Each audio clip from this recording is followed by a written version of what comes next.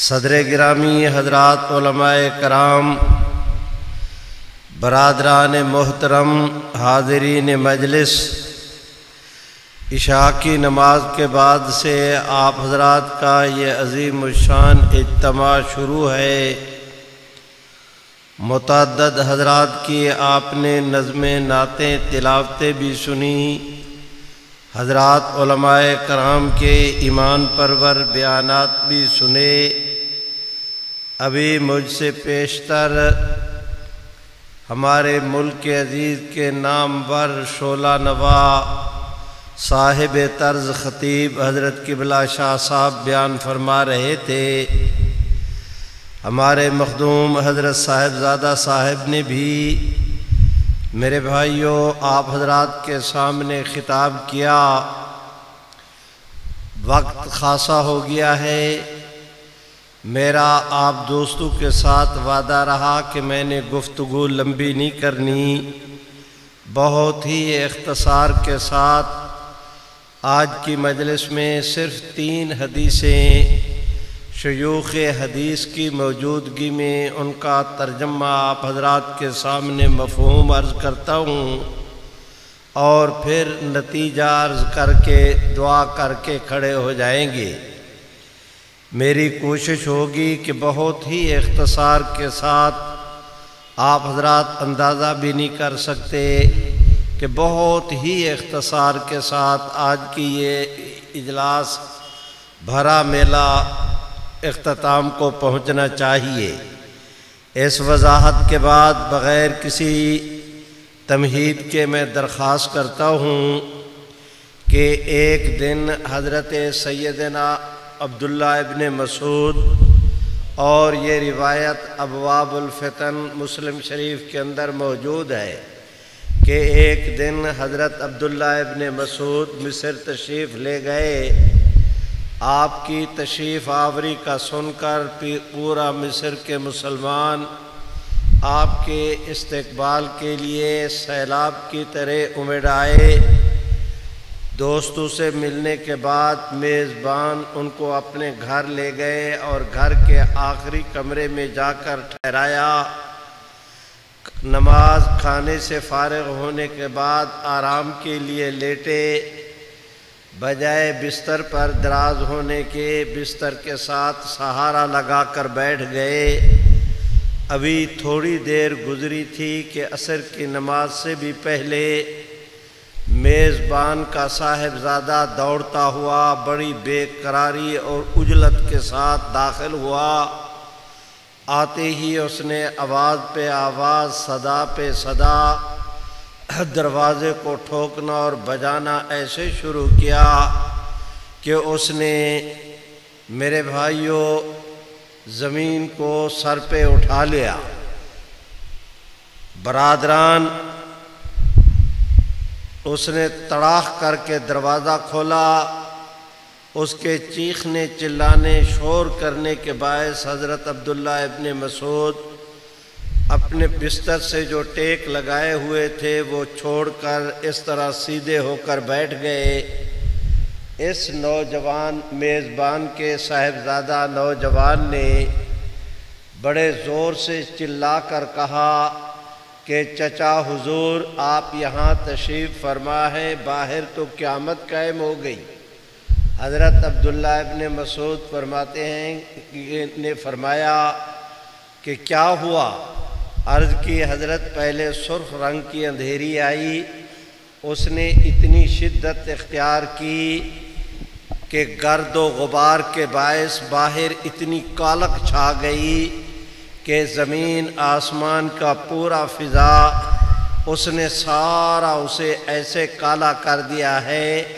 کہ ہاتھ کو ہاتھ بھی سجائی نہیں دے رہا، اور انسان کی نظر وہ زیرو ہو گئی ہے، بالکل کچھ نظر نہیں آ رہا، لگتا یہ ہے کہ قیامت قائم ہو گئی۔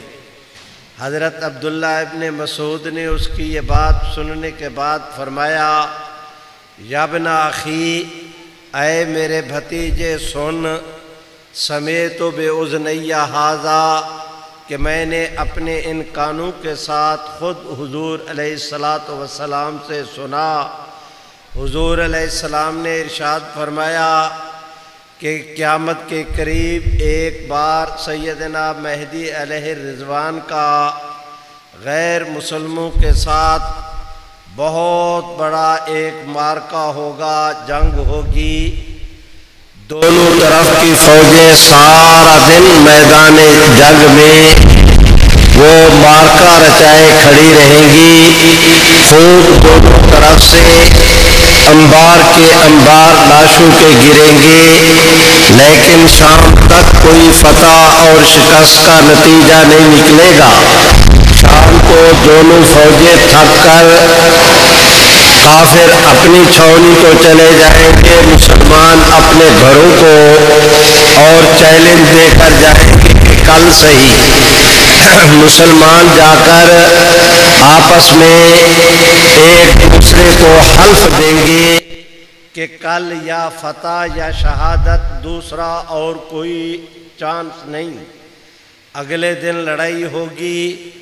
گھمسان کا رن پڑے گا، تلواریں ایسے چمکیں گی کہ سورج کی چمکار بھی ان کے سامنے مدھم نظر آئے گی۔ دونوں طرف سے بھرپور خون ریزی کے باوجود شام تک کوئی نتیجہ نہیں نکلے گا۔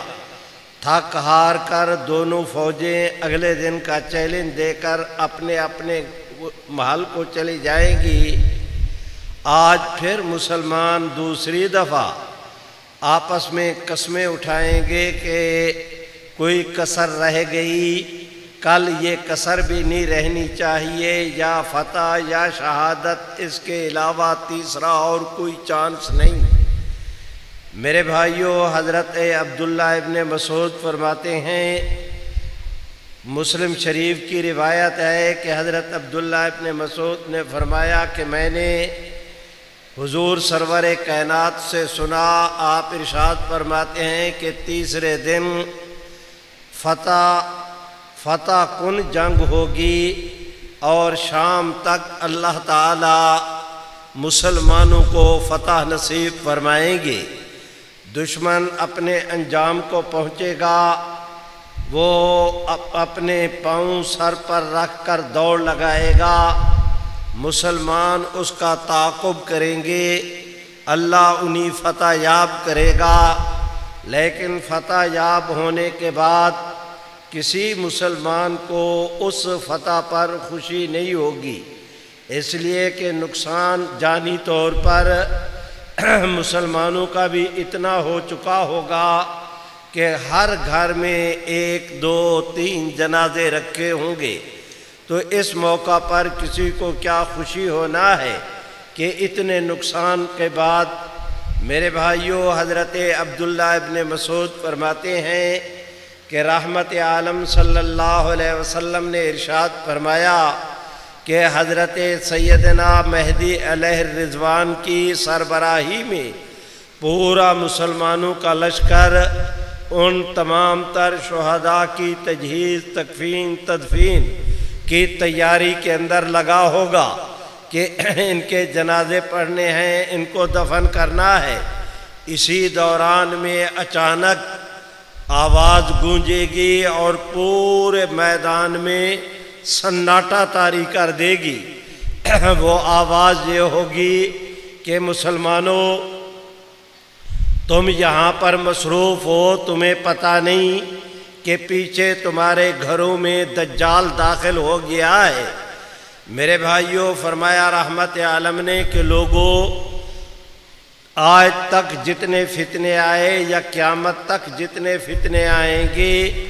تمام فتنوں میں سب سے خطرناک فتنہ دجال کا فتنہ ہوگا۔ علماء کرام سے پوچھیں، حدیث شریف ہے، حضور علیہ السلام نے فرمایا کہ دجال کے زمانے میں مسلمانوں کے لیے ایمان بچانا اس طرح مشکل ہوگا کل قابض الجمرۃ النار، جس طرح ہاتھ کی ہتھیلی پہ دہکتی ہوئی آگ کا انگارہ پکڑنا مشکل ہے۔ دجال کے زمانے میں مسلمانوں کے لیے ایمان بچانا اتنا مشکل ہوگا؟ لوگوں، فرمایا رحمت عالم نے کہ اس دجال کے زمانے میں جو خوش نصیب مسلمان اپنے ایمان کو بچا کر لے گیا، میں محمد عربی اپنے ان بھائیوں کو سلام کہتا ہوں۔ میرے بھائیوں، حضرت عبداللہ ابن مسعود کہتے ہیں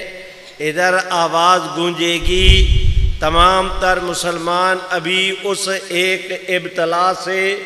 جنگ کے کاموں سے فارغ نہیں ہوئے، اچانک جو یہ خبر پہنچے گی ان کے ہاتھ پاؤں پھول جائیں گے۔ سارے کام کو روک کر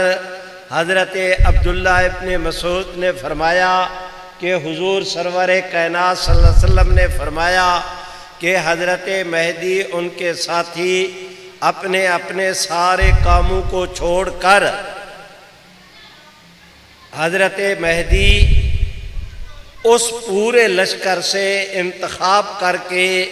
کہ میاں آپ بھی آ جائیں، آپ بھی فرمایا کہ کچھ ایک وفد کا، جرگے کا آپ انتخاب کریں گے، چناؤ کریں گے۔ چناؤ کرنے کے بعد ان 5-7 ساتھیوں کو حضرت سیدنا مہدی علیہ رضوان روانہ کریں گے کہ تم جاؤ، پیچھے جا کر اہل میں پتہ کر کے آؤ کہ واقعی ہمارے گھروں میں کہیں دجال کا فتنہ ظاہر تو نہیں ہو گیا، دجال آ تو نہیں گیا۔ میرے بھائیوں، حضرت عبداللہ ابن مسعود نے فرمایا کہ میں نے اپنے ان کانوں کے ساتھ سنا،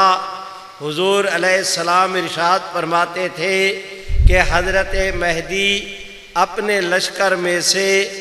جن جوانوں کو روانہ کریں گے، میں محمد عربی ان جوانوں کے ناموں کو بھی جانتا ہوں۔ میں ان جوانوں کے، حضور نے فرمایا کہ میں ان جوانوں کے باپوں کے ناموں کو بھی جانتا ہوں، اور وہ جوان جن سواریوں پر سوار ہو کر جائیں گے، میں محمد عربی ان سواریوں کی رنگت کو بھی جانتا ہوں۔ میرے بھائیوں، بس میں نے ایک روایت یہ عرض کرنی تھی،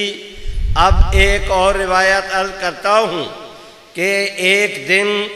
حضور نبی کریم صلی اللہ علیہ وسلم نے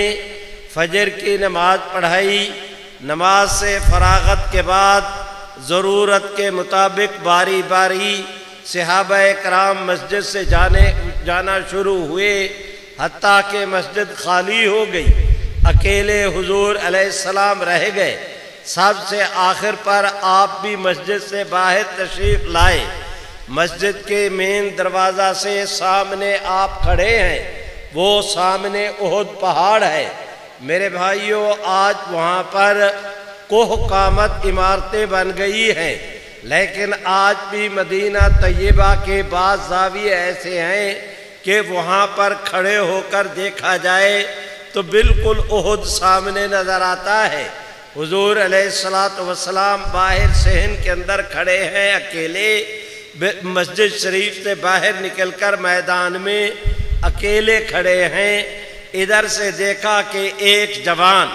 اپنے گھر سے کسی ضرورت کے لیے نکلا، ادھر کو جا رہا تھا۔ میری طرف دیکھیں، حضور علیہ السلام نے اسے اشارہ کیا، وہ حضور علیہ السلام کے قریب آیا، اس نے مصافحہ کیا، پیغمبر اسلام نے پکڑ کر اسے اپنے بغل میں پہلو میں کھڑا کر دیا۔ میری طرف دیکھیں کہ رحمت عالم نے اپنا ہاتھ مبارک اٹھایا، اس کے بازو اٹھایا اور اس کے شانے کے اوپر رکھا، ہاتھ کے ہتھیلی کے ساتھ اس کے رخسار اور اس کے سر کو اس طرح حضور علیہ السلام نے تھام کے تھوڑا سا زور دیا، وہ اب آپ کے سبحان اللہ تو کہو، وہ اب آپ کے پہلو میں بھی کھڑا ہے، حضور سرور کائنات صلی اللہ علیہ وسلم کی بغل میں بھی ہے، حضور علیہ السلام کا بازو اس کے کندھے پر حمائل ہے، حضور علیہ السلام نے اس کے رخسار اور اس کے جو ہے وہ اپنا پیشانی سر پر اس طرح نبوت کا ہاتھ بھی رکھا ہوا ہے۔ حضور علیہ السلام نے اسے تھوڑا سا ٹیک دے کر اپنے سینے کے بالکل قریب کیا، دوسرے ہاتھ مبارک سے اس کی ٹھوڑی کو پکڑا، اوپر کو کیا۔ حضور علیہ السلام نے اپنے سر مبارک کو، اپنی گردن شریف کو جھکایا، اپنے چہرہ مبارک کو اس کے کان کے بالکل قریب لے گئے۔ قریب لے جا کر ایک ہاتھ اس طرح رکھا ہوا اپنا رخ انور، بھائی سبحان اللہ تو زور سے کہو۔ میں اپنے وعدے پر قائم ہوں کہ میں نے لمبی گفتگو نہیں کرنی، میں تو نتیجے کی طرف آ رہا ہوں۔ آدھے سے زیادہ میں نے واز کر لیا، بس ایک روایت عرض کرتا ہوں۔ میرے بھائیوں، میں گزارش کرتا ہوں کہ حضور سرور کائنات اپنے منہ مبارک کو اس کے کان کے قریب لے گئے، اس کی ٹھوڑی کو پکڑ کر اوپر کیا، اس کا کان حضور سرور کائنات صلی اللہ علیہ وسلم کے منہ مبارک کے قریب ہوا تو حضور علیہ السلام نے اس کی طرف اس طرح جھک کر سامنے اشارہ کیا احد کی طرف، وہ جو احد کا پہاڑ ہے اس کے ساتھ والے پہاڑ کی طرف، اس ہاتھ پر جو ہے اس پہاڑ کی طرف حضور علیہ السلام نے اشارہ کر کے اپنے اس صحابی کو کہا کہ میاں وہ سامنے پہاڑ کو دیکھ رہے ہو؟ عرض کی یا رسول اللہ دیکھ رہا ہوں۔ حضور علیہ السلام نے فرمایا کہ میاں گواہ رہو، دجال جس وقت قیامت کے قریب آخری زمانہ میں اس کا خروج ہوگا، دنیا جہان کا کوئی کچا پکا مکان، گھر، بستی، شہر، علاقہ، دریا، پہاڑ، جنگل ایسی جگہ نہیں جہاں دجال یا اس کے فتنے کے اثرات نہ پہنچے۔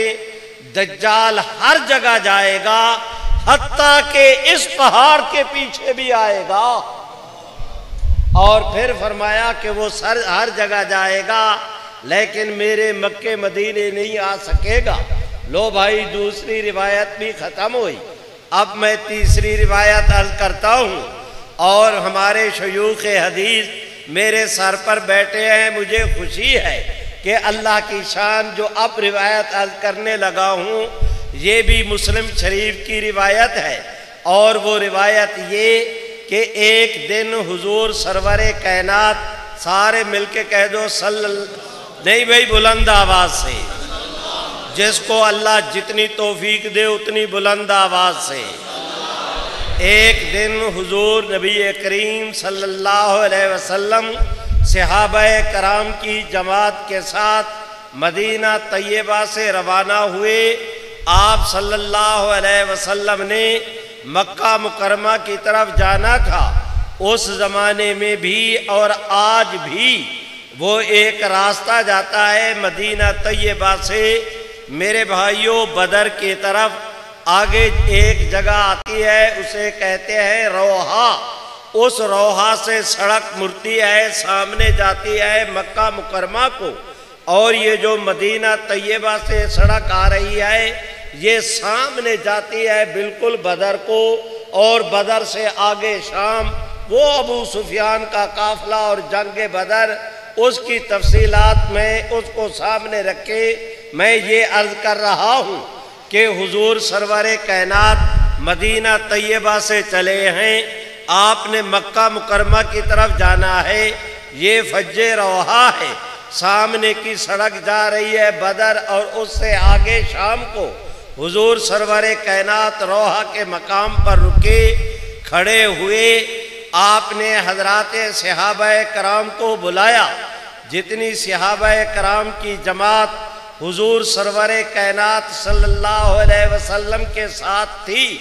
آپ کی آواز سنتے ہی انہوں نے لبیک کیا کہی کہ آنن فانن آ کر رحمت عالم صلی اللہ علیہ وسلم کے ارد گرد حالہ بنا کر، ارد گرد دائرہ بنا کر ہاتھ باندھے سراپا انتظار محو سماعت ہو گئے، ادھر کھڑے ہیں حضور سرور کا۔ اب ذرا ماحول کو ایک دفعہ پھر دیکھو، یہ مدینہ طیبہ ہے، یہ سامنے کا راستہ، یہ فج روحا، سامنے راستہ جا رہا ہے مکہ مکرمہ کو،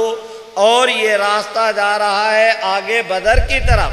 حضور علیہ السلام یہاں روحا پر کھڑے ہیں، صحابہ کرام کو بلایا، پوری جماعت آپ کے ارد گرد حالہ باندھ کر کھڑی ہوئی، تو حضور سرور کائنات نے انہیں ارشاد فرمایا، صحابہ کل قیامت کے قریب میرا بھائی عیسیٰ بیٹا مریم کا جب آسمانوں سے نازل ہوں گے دمشق میں، اور وہ جا کر بیت المقدس کے باہر لد کے مقام پر دجال کے ساتھ لڑائی کریں گے، دجال کو قتل کرنے کے بعد 7 سال تک یہاں پر حکومت کریں گے، فراغت کے بعد فارغ ہو کر مکہ مکرمہ حج اور عمرے کے ارادے سے شام کے راستے شام سے سفر کریں گے، اسی سڑک پر آئیں گے، ایسے نہیں زور سے۔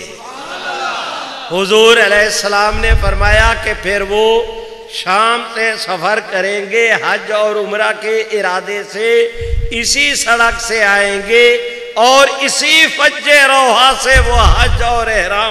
حج اور عمرے کا احرام باندھیں گے۔ میرے بھائیوں، میں درخواست کرتا ہوں کہ حضرات حوالہ جات آپ میں سے جن دوستوں کو ضرورت ہوں، حضرات علماء کرام کی سے تفصیلات پوچھ لیں۔ آج کی مجلس میں نے اپنی گفتگو کے ساتھ مناسبت پیدا کرنے کی غرض سے محض تبرک کے لیے یہ روایتیں عرض کی کہ ہمارے اس متحدہ ہندوستان میں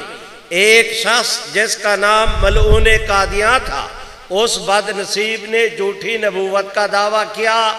یہ جو میں نے 3 روایتیں عرض کی، تینوں روایتیں یہ بتاتی ہیں کہ حضرت مہدی علیحدہ ہیں، دجال علیحدہ ہے، سیدنا عیسیٰ ابن مریم علیحدہ ہیں۔ اس دجال نے ملعون قادیاں نے آ کر دجل یہ کیا کہ حضرت مہدی حضرت مسیح کو ایک شخصیت قرار دیا، خود ہی مہدی ہونے کا دعویٰ کیا، خود ہی مسیح بننے کا دعویٰ کیا۔ باقی رہا دجال کی بات، کبھی کہتا ہے دجال سے مراد روس ہے، کبھی کہتا ہے دجال سے مراد پادری ہے، کبھی کہتا ہے کہ دجال سے مراد طاغی قومیں ہیں، کبھی کہتا ہے دجال سے مراد علماء ہیں۔ میرے بھائیوں، ایک بولا کتا وہ دنیا جہان کی جو چیز سامنے آئے، جب اس کے بولے پن میں شدت پیدا ہو جائے، لوہا آئے تو منہ مارتا ہے، درخت سامنے آئے تو اس کو بھی منہ مارتا ہے، چھوٹا بڑا، مرد عورت، جوان بچہ، بوڑھا، کالا گورا، صحیح سقیم، جو سامنے آئے برابر اسے کاٹتا جاتا ہے، اور جب اور کوئی چیز کاٹنے کے لیے نہ ملے تو اپنا رخ اپنی دم کی طرف کر کے چکر بھی لگاتا ہے، اپنی دم کو بھی کاٹتا ہے۔ میرے بھائیوں، ایک نقش بندی بزرگ تھے، میں تفصیلات میں نہیں جا رہا، بڑی تیزی کے ساتھ سفر کر رہا ہوں۔ ایک نقش بندی بزرگ نے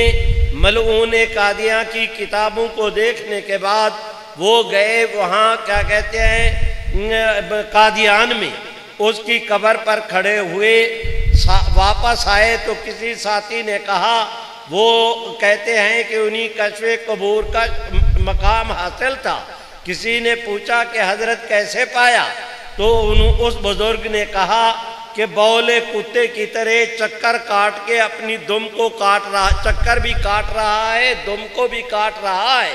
ہمارے حضرت مولانا محمد یوسف لدھیانوی، انہوں نے جس وقت اس نقش بندی بزرگ کا یہ قول پڑھا، میرے سامنے کی بات ہے، اٹھ کر کھڑے ہو گئے اور اس طرح جھوم جھوم کر کتاب کو سینے سے لگا کر کہا کہ خدا کی قسم اس نقش بندی بزرگ کا 100% صحیح ہے یہ کشف، مرزا قادیانی کی کتابوں میں، اس کی عبارتوں میں بھی اس کی یہی حالت نظر آتی ہے جو اس بزرگ نے کہی۔ میرے بھائیوں، میں آپ سے درخواست کرتا ہوں، قادیانیت کسی مذہب اور عقیدے کا نام نہیں۔ ہمارے حضرت مولانا صاحبزادہ محمد ایوب صاحب نے میرے بھائیوں آج آپ حضرات کے سامنے وہ ظفر اللہ قادیانی کا ذکر بھی کیا، قادیانیت کے عروج کی بات بھی کی۔ سنو، کسی بھی طبقے کے فتنے کے 4 دور ہوتے ہیں، اس کی ابتدا، اس کا عروج، اس کا زوال اور اس کا اختتام۔ قادیانیت کی ابتدا یہ ہے کہ اسے انگریز نے پیدا کیا۔ قادیانیت کے عروج کا یہ عالم تھا کہ آپ حضرات کے ہمارے ملک عزیز پاکستان میں کوئی بندہ خدا ہے ہمت تو میری گفتگو کو چیلنج کرے کہ آپ کے میرے ملک عزیز پاکستان میں قادیانیت کا ایک زمانے میں یہ عالم تھا کہ 17 فوجی جرنیل حاضر سروس، 17 فوجی جرنیل بیک وقت قادیانی اس ملک کے اندر مسلط تھے، ایسے طور پر بیٹھے ہوئے تھے کہ یہ قادیانی اس سے اتلا، اس سے اوپر کا، اس سے اوپر کا، اس سے اوپر کا، ساری ڈار کی ڈار قادیانیوں کی۔ اگر یہ ریٹائر ہو جائے، اس کی جگہ جو آئے وہ قادیانی، وہ جائے اس کی جگہ جو آئے وہ قادیانی۔ جنرل عبدالعلی قادیانی، ملک اختر قادیانی، میرے بھائیوں ظفر چودھری قادیانی، نواب آپ کالا باغ کا ملٹری سیکرٹری قادیانی، ایوب خان کا ملٹری سیکرٹری قادیانی، اپنا جنرل موسیٰ کا ملٹری، میں کس کس کا تذکرہ کروں۔ ایک وقت تھا کہ میرے بھائیوں ابھی 2-4 دن پہلے میں نے کتاب پڑھی، کتاب تو بہت پرانی ہے، اس کا نام ہے شہزادہ ولد، مرزا ملعون قادیاں کا بیٹا، اس کا نام تھا مرزا محمود۔ اس مرزا محمود کے زمانے میں وائسرائے ہند کی ملاقات کے لیے شہزادہ انگلستان سے آیا، اس کا نام ویلز تھا۔ مرزا محمود نے اس کو استقبالیہ خط لکھا، خط کو اتنا طویل تھا کہ اسے کتابی شکل میں شائع کیا۔ اس کے اندر اس نے لکھا مرزا محمود نے کہ ہمیں یقین ہے کہ جس وقت ایک وقت آئے گا کہ ہندوستان میں ہمارا اقتدار ہوگا۔ میرے بھائیوں انگلستان کے شہزادے کو ملعون قادیاں یہ پیغام دیتا ہے کہ ہم ہندوستان کے حکمراں ہوں گے۔ ذرا توجہ کریں، میں گزارش کرتا ہوں 1953 کی تحریک ختم نبوت میں ایک مسٹر جسٹس منیر، ایک جسٹس مسٹر MR کیانی، یہ منیر وہ ہے جو آگے چیف جسٹس آف پاکستان بھی بنے۔ ان 2 حضرات پر مشتمل ایک جوڈیشنل جو کمیشن قائم کیا گیا، انہوں نے اپنی اس رپورٹ کے اندر لکھا کہ قادیانیوں کی تحریروں سے یہ بات عیاں ہوتی ہے کہ وہ انگریز کے جانے کے بعد اس ہندوستان میں ان کے جانشین بننے کی آرزویں کیا کرتے تھے۔ میرے بھائیوں ذرا توجہ کریں، قادیانیت کی رعونت کا یہ عالم کہ ان کا جو ہے وہ اپنا مست گھوڑا وہ ہوا پر اس طرح دوڑتا تھا کہ کسی کو پٹھے پر ہاتھ رکھنے کی جرات نہیں ہوتی تھی۔ ان کا یہ کر و فر اور اس کے مقابلہ میں کام کرنے والے،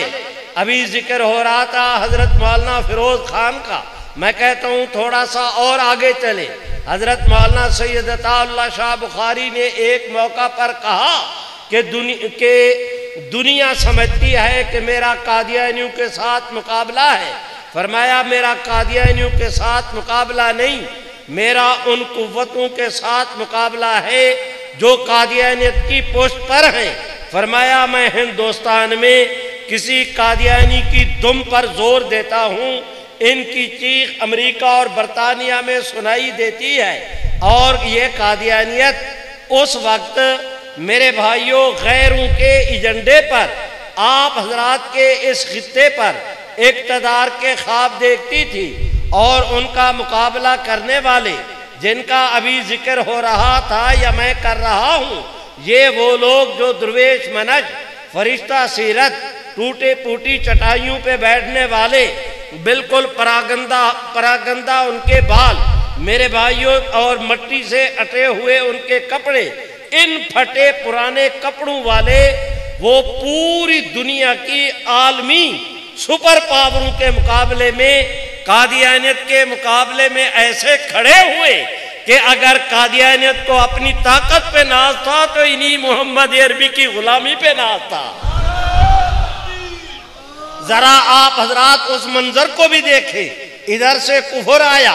ادھر سے یہ حضرات اسلام کا جھنڈا لے کر آئے۔ آج دنیا جانتی بھی ہے، مانتی بھی ہے۔ سنیں، میں آپ حضرات سے عرض کر رہا ہوں، میں نہیں جا رہا تفصیلات میں، میں اپنے وعدے پہ قائم ہوں، مجھے نتیجہ اخذ کرنے دے 5-7 منٹ۔ سنیں، میں آپ سے عرض کرتا ہوں کہ 1974 کی تحریک ختم نبوت میں میں دیکھے 53 کا ذکر نہیں کر رہا، پاکستان بننے کے بعد ظفر اللہ قادیانی نے یہاں پر کیا کیا گل چھرے اڑائے اور کس طرح وہ ہوا کے گھوڑے کے